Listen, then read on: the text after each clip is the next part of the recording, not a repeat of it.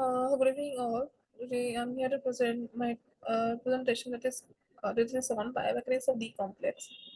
Myself, Dr. Shivi Trivedi, Assistant Professor in this Department of Physiotherapy and Paramedical Sciences.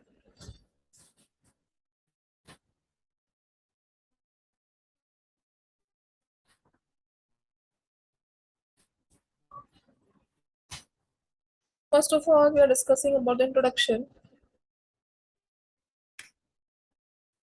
This knee joint produces functional shortening and lengthening of stability. Knee complex plays a major role. Uh, knee complex plays a major role in supporting the body in dynamic and static situation. The knee complex is composed of the tibiofemoral joint and the patellofemoral joint. Knee complex, this is the structure of the knee complex. Each joint is made up of two major joints, patellofemoral joint and tibiofemoral joint. Here, there are two bones which is rejoining. In this joint is femur tibia, and patella and fibula is also there. Tibiofemoral joint articulation is one distal femur, convex asymmetric medial lateral condyles are present. On proximal tibia, concave asymmetric medial and lateral plateau are present. The femoral condyles are twice as large as length of tibial condyles. Uh, if we are talking about the menisci, fibrocartilaginous joint is medial and lateral menisci are symmetric. The two ends are called cones. Coronary ligaments attaches the menisci to tibial plateau. Transverse ligament joins the two menisci. Medial menisci is more fixed and attached to capsule and medial collateral ligament. They are less mobile and prone to injury. This is the structure of menisci. Here, lateral menisci and medial menisci of the right knee in front view is present.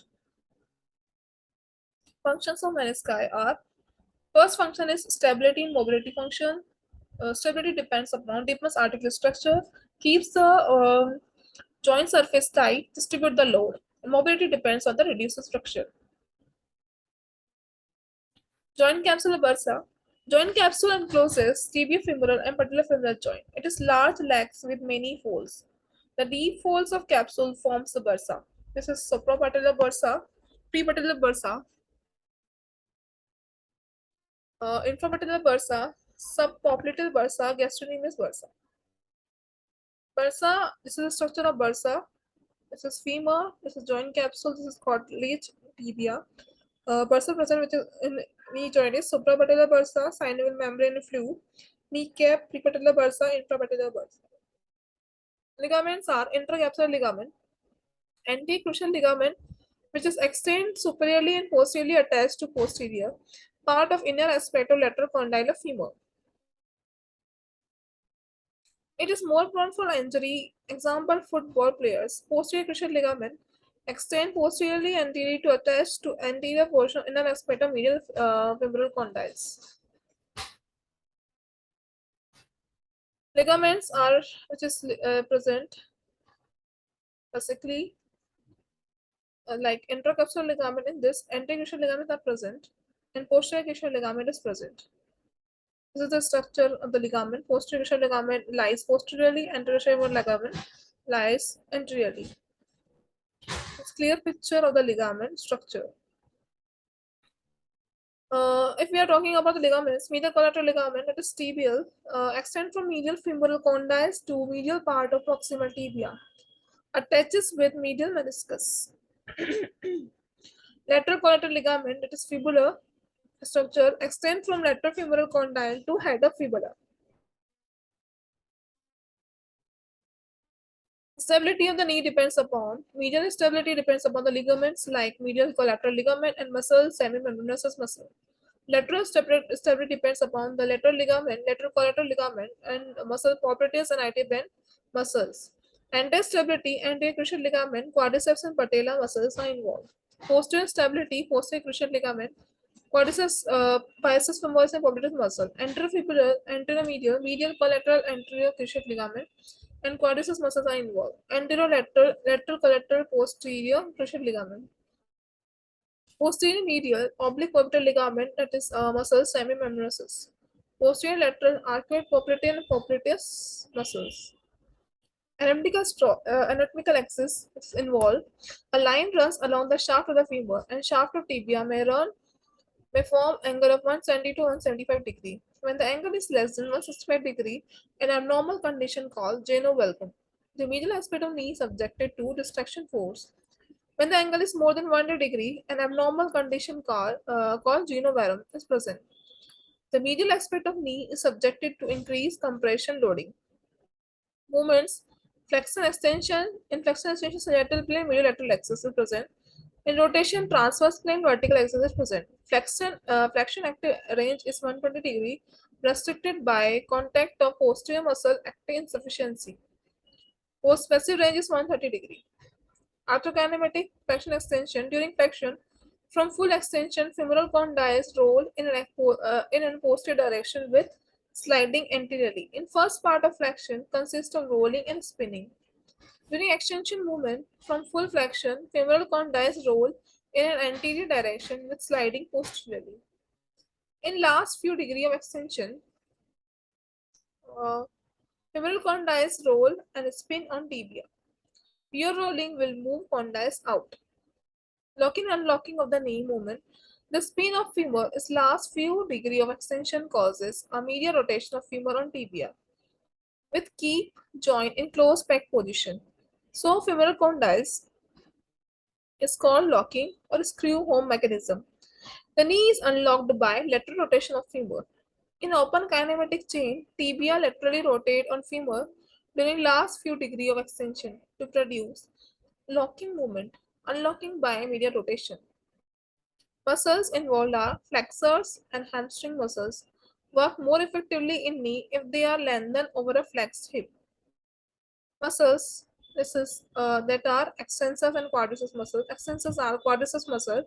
The efficiency of quadriceps depends on patella. It increases the movement arm and supports the body weight, resists the force of gravity. Problems of tibio-femoral joint, medial meniscal injury, more common it is fixed attached to capsule. Anterior cruciate ligament injury, more common in football players. Genovalgum varum and prepatellar bursitis, inflammation of prepatellar bursa, common in workers who kneel and work. This is a structure deformity like genovalgum and genovarum, and this is a normal knee joint. Patellofemoral joint. Patella is the largest sigmoid bone. Articulation is patella is attached to the patellar surface on the wrist of femur. During flexion from full extension, patella slides downwards and rests in intercondylar notch. During extension from full flexion, patella slides upwards. Articulating surfaces of the joint are like femur, this is the femur, this is patella, arthritic joint surfaces, medial meniscus, lateral meniscus, and here is the tibia. Now Q angle, quadriceps angle. Q angle is also called quadriceps angle. The angle formed by resultant vector of quadriceps and the pull of ligamentum patellae. It is found by drawing two lines. First from ASIS, that is anterior superior iliac spine, to midpoint of patella. From tibial tubercle to midpoint of patella, the normal angle is 15 degree. When the angle is large, lateral pull on the patella is increased. This is Q angle. Determining Q angle like this. This is anterior spine. So here we draw the line which is intersecting the midpoint of patella and goes through the tibial tuberosity. So here this is form a Q angle, that is quadriceps angle. Problems of patellofemoral joint. Patellofemoral joint, in patellofemoral joint, patella alta is most common problem. This arises high riding of patella, that is elevation. There is lateral stress to patella and instability. Chondromalacia patella is another one in this softening of articular cartilage of patellofemoral joint. Second one is lateral stretch, fibrillation and thinning of cartilage occurs and subchondral bone exposed. This is patella alta, patella shift and damage to articular cartilage like this. Now, patellar dislocation, which is most common deformity and condition in knee joint. Patellar dislocation is like this. This is normal patellar dislocation, and this is locate like this. Locate like this. Now we are discussing about the patellar movements. In full extension, the patella sits on anterior surface of femur. In flexion, the patella slides distally on the femoral condyles. In full flexion, the patella sinks into the intercondylar notch. The patella in extended knee has little contact with femoral sulcus beneath it. First contact made at 10 to 20 degree of flexion on inferior margin of patella. By 90-degree flexion, all patella got some contact except odd facet. Above 90-degree odd facet again contact. At 125-degree flexion contact is on lateral facet. Now, patello PMJ joint stability. Patellofemoral joint is under control of two restrictive mechanisms that close each other at right angles. Transverse group of stabilizers, and second one is longitudinal group of stabilizers. In a so-called patellar tracking, both the transverse and longitudinal structures will influence the medial and lateral positioning of the patella within the femoral sulcus. Medial lateral forces. Pull of vastus lateralis is 1 to 12 to 15 degree of lateral or long axis of femur. Pull of vastus medialis is 15 to 18 degree medial with 50 to 55 degree pull of VMO, that is vastus medius oblique. Patellofemoral joint reaction forces, which is act on the knee joint.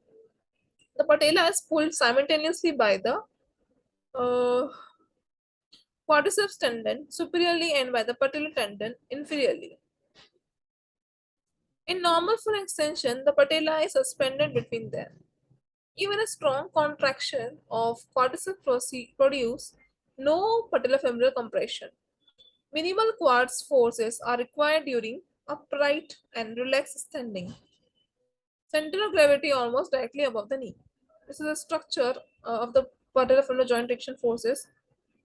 Force are acting, resultant force acting like this.